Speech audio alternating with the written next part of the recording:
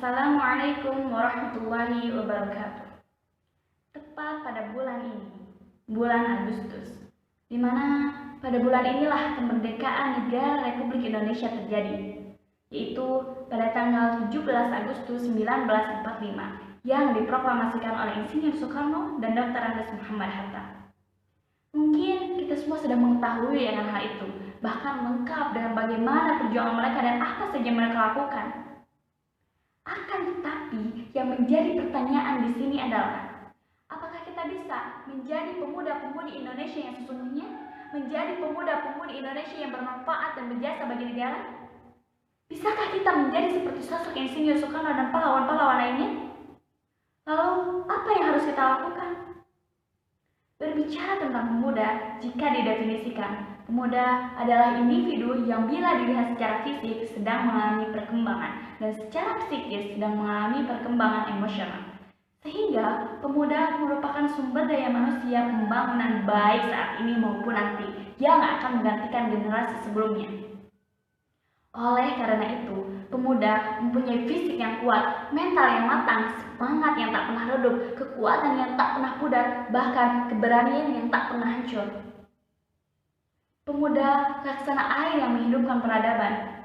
Masanya dipenuhi warna kehidupan dan penuh dengan harapan. Oleh karena itu juga, Insinyur Soekarno pernah berkata, "Berikan aku 10 pemuda, akan kugoncangkan dunia."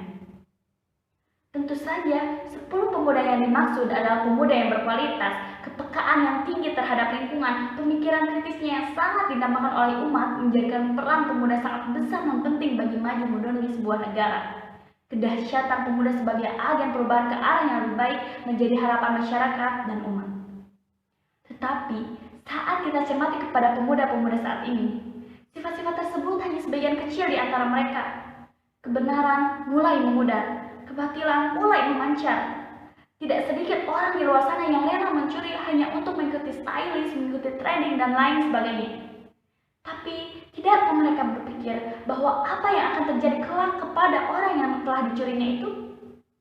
Apa yang harus kita lakukan sebagai pemuda? Mencacinya? Atau membiarkannya?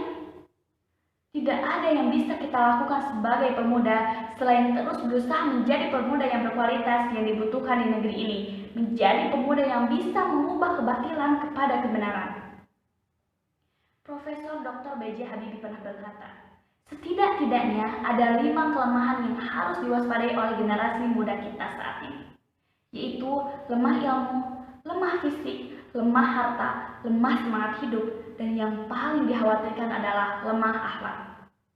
Inilah krisis-krisis mental yang terjadi pada pemuda saat ini.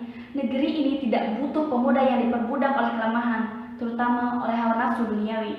Tetapi negeri ini butuh pemuda yang berani memperjuangkan kembali kebenaran yang mulai memudar ini. Kita sebagai pemuda harus berada di garda terdepan yang menyuarakan dan menjadi penentu ketika jalan terlihat buntu. Pemuda itu bukan hanya berani bertindak dan bersuara, tetapi benar-benar menyelami apa yang sedang dirasakan oleh negeri ini. Jika ada 100 orang di negeri ini yang menginginkan perubahan ke arah yang lebih baik, maka jadilah kita di antara 100 itu. Jika ada 10 orang, maka jadilah kita di antara 10 itu. Dan jika hanya ada 1 orang, maka jadilah 1 orang itu. Mari kita bersama luruskan niat, luruskan jalan, dan kita harumkan nama bangsa dan negara ini. Kalau bukan kita, siapa lagi?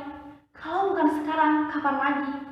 Jangan pernah katakan kemakmuran, jangan pernah katakan keadilan, jangan pernah katakan demi hukum, demi negara, demi bangsa, jika masih saja mengobang-abing rakyat miskin, menginjak-injak hak rakyat, memperkosa kebenaran, dan mempermainkan aturan seenaknya. Oleh karena itu, mari kita bersama menjadi pemuda yang sesungguhnya, pemuda yang bisa bermanfaat dan berjasa bagi negara. Saya Laila Susaadah, pamit undur diri. Wassalamualaikum warahmatullahi wabarakatuh.